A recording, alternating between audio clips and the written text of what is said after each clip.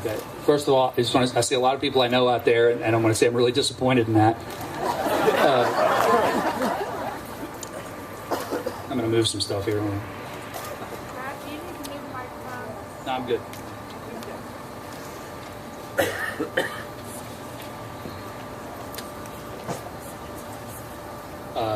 Second of all, don't get all judgy because I'm up here with a beer to give a TED talk about having an alcoholic parent.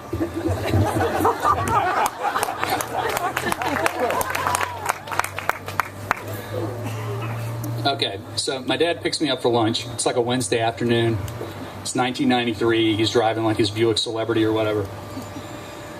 I get in the car and he hands me this file folder, and it's like ancient looking. It's like that brown mottled material that people used to make office materials before somebody invented Manila, whatever the hell Manila is. He'd written a memoir. On the front of it, it said, "The hair of the dog that bit me, a true story." It was about 1/4 of an inch thick, written longhand, really shaky hand. There's a little picture on the front of a sort of a crudely drawn cocktail with 3 X's on the front. I've never had a cocktail that indicated that it was poison, but and he hands this to me and he tells me what it is, and it scared the living shit out of me. What scared me was I really wasn't sure I wanted to know what was in there. I was familiar with the fact that my father was an alcoholic. He was, in my lifetime, he was a binger. 2, 3, 4 days in the bottle, and a year sober, back in the bottle again. And as far as we knew at the time, not really drinking in between, although we know now that he was sneaking off to the VFW lounge and tippling a little bit when my mom was out with her friends at lunch at the lunch bunch on Thursdays. He was not an abusive drunk. He was more pitiful. He wasn't some raging Stanley Kowalski and a wife beater. Most of the time my mom just sort of fenced him off from us. He would be in the bed. There'd be a bottle of Gordon's gin under the kitchen sink. He always bought the cheap shit. And that's kind of the way it looked to me. I knew about it, and Mom sort of shielded us from it. I'm the youngest of 5, by the way. I knew that in his younger days, the bingers were longer. He worked for the railroad, and he worked on call, and he would mark off the call list and stay drunk for weeks. That was a darker time, and frankly, I was afraid to know how dark. And yet, here I was, holding the evidence, holding his confession, in effect. I'd created this mess in a way. I'd come back from graduate school, kind of fascinated by oral history, and Dad has a really fascinating past. He worked for the railroad here, and the first 10 years he worked for the railroad were the last 10 years of the steam era. He was 40 when I was born. And so I'd spent hours recording him telling these stories about the steam era. And I guess he got the idea that he had something to say, that his story mattered, and that he was pretty good at telling it. And he really was a pretty good storyteller. And so he'd written it down. And he says, "Here, read it. You're a writer. Tell me what you think." And it was this bizarre role reversal. My father, 67, 68 years old at the time, turning to me for validation and asking me to read something that I really just didn't want to read. And so I said, "Sure, Dad." And I just sort of hoped he wouldn't ask again. And he would ask every once in a while, and I would say, "Yeah, I've just been really busy." And meanwhile, what I'm telling myself is, when he's gone, I'll read it. When he's dead, that's when I'll read it, when I don't have to face him again. Whatever's in it won't matter then. It won't change my opinion of it. At least in a way that I have to live with it. So I locked it away. I have a little fireproof lockbox that I bought at Walmart or someplace. I locked it away in that. Always mindful that it was there, but never pulled it out. He was sober when he wrote it. He was actually in what was probably the longest period of sobriety of his life, from the moment he started drinking. Lasted several years. He'd gone into a real bona fide inpatient treatment program. This thing's going in and out, is it not? No? All right.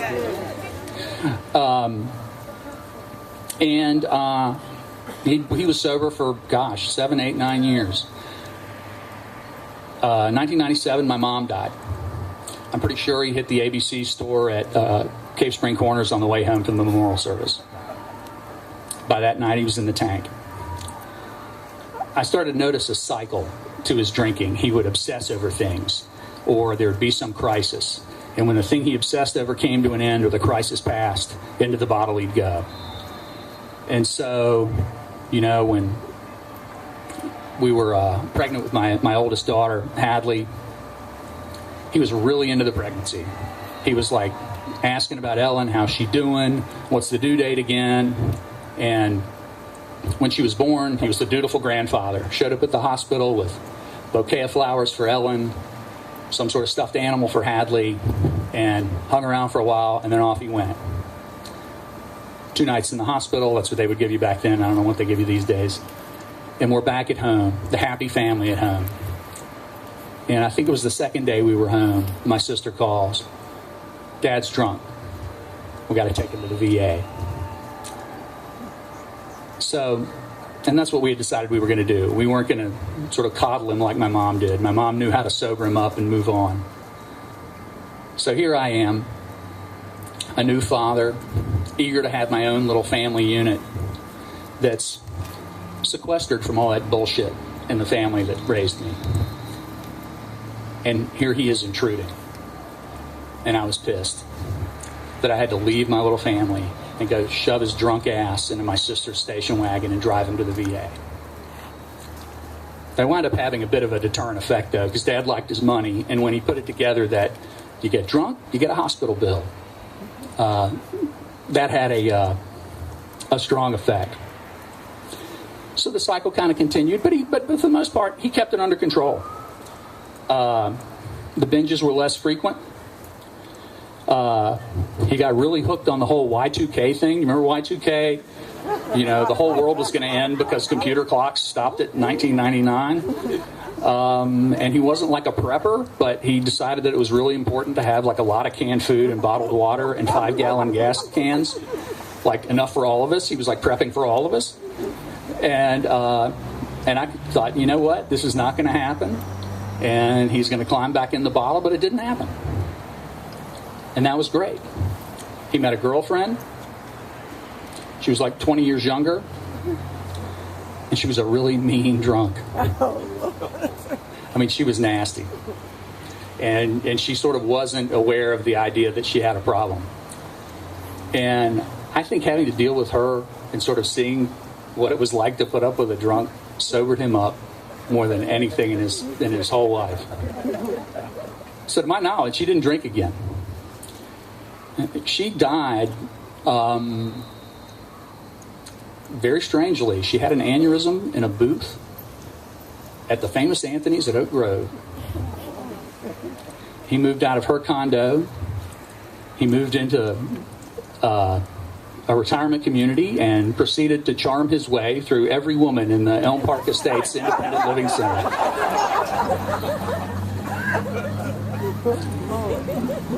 Then one morning in late 2007, no, actually it was early 2007, the manager called me and said, your dad's not looking good. You might want to check on him. I called him. He said, I'm not well. I said, you want to go to the hospital? He said, yeah. I knew there was a problem. He hated the doctor because doctors meant bills. So I take him to the VA. He never came home. He was having a heart attack.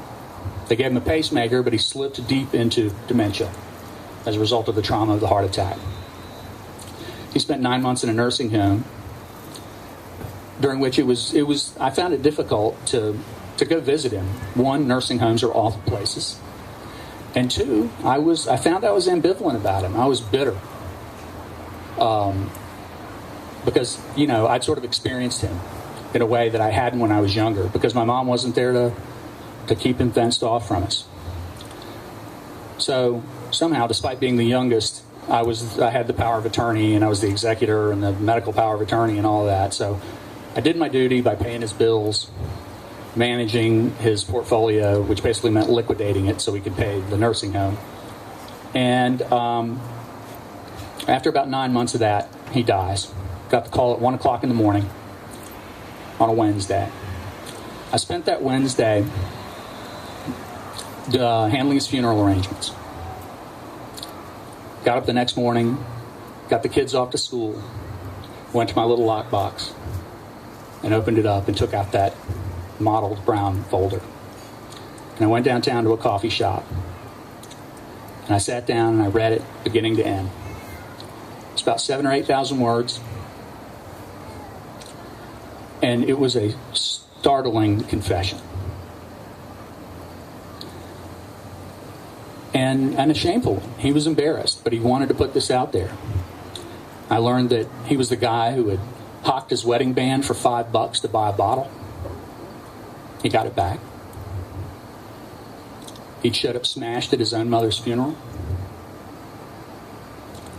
When my oldest sister, who was 17 years older than me, was a toddler, he would take her to beer joints during the day and sit her on the bar while he knocked back a couple of mugs. This ended when my mom turned her into a spy. And they would come home.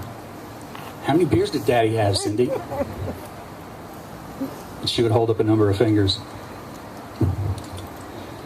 There was debauchery, kind that I sort of feared learning about. Fortunately, it wasn't a lot of detail. Dad was a charmer. He had no trouble getting women, finding hotel rooms. And places, flop houses to sleep off his drunk. There were a couple of nights in jail, including one where his teetotaling father-in-law was the one who came to bail him out. He was kind of a son of a bitch in those days. But I also learned that before all that, he'd been a shy, stuttering, anxiety-ridden boy. Alcohol had never crossed his lips until he enlisted in the Marine Corps, landed in the Solomon Islands during World War II, where he worked in a motor pool. He was there a few days, and he met a guy who happened to live 3 blocks from his home back in Roanoke. Didn't know him. The guy was a party person, as he called him. He said, "Hey, let's celebrate." Dad had his first drinks. And for the first time in his life, he said he felt a release from that anxiety. He let it go for the first time in his life. And he just wanted that feeling again. Of course, what everybody knows now is ultimately the drinking just makes the anxiety worse. It becomes a source of anxiety. But he was 18. And it just got worse from there. And I learned that when his disease was at its worst, the world was the least prepared to deal with it. Alcoholism wasn't a disease. It was a character flaw. You weren't an alcoholic. You were a drunk. The treatment, this was fascinating to me. There was AA, and he went to AA meetings. But basically the treatment was, you went to these clinics. There was, in here in Roanoke, it was called the White Cross. And you would pay them what was probably an exorbitant amount of money. And you would go in, and they would give you some pajamas and a cot. And for the first 3 days, a shot of whiskey every hour. And then for the next couple of days after that, every 2 hours. And by the end of 10 days, they'd weaned you. And so the treatment was to basically dry you out without putting you through withdrawal. And as he put it, at the end of it, you were dry, but you weren't sober. And so what I realized sitting there in the coffee shop was that he was a guy with a problem that he couldn't fix and no one else could fix either. He had survived. He'd kind of licked it at the end, but for the most part, he'd at least kept it at bay. I was still bitter. I'm still bitter about parts of it as it affected me. But it could have been so much worse, and for my older brothers and sisters, it was. This kind of came to us just in time. My brothers and sisters and I had to sit down and come up with some form of a eulogy for him. And one of the things that we realized together talking about him was all of us had been in some form of trouble. And Dad was always there to bail us out. Didn't matter what it was. I can remember one of his sayings was, well, if that's the worst thing you ever do, I'll be proud of you. Fortunately, the bar was pretty high. And so whether it was, you needed a car because yours broke down, or, you'd washed out in your job and you needed to move back home, or you tried to drive your 1982 Subaru to Idaho and back and it died on I-70 in Kansas and the transmission was gone, and fixing it was more than the value of the car and you needed a one-way plane ticket back to Richmond, he would come through. That's another story. And I guess, he'd been bailed out so many times that he would come through for us. And what we realized that he had held back, he had learned to hold back his vice enough to let his virtues come through. And he was far from perfect, but he let the virtues come through. So that day, that Thursday, I went home, and I sat down at my laptop, and I wrote his obituary for the newspaper. I told his life story, which is pretty fascinating, even without all the gin. And I made only one oblique reference to his drinking. I said, like all of us, he had his frailties. But he battled his, I continued. And he defeated most of them. And really, he did. Thank you.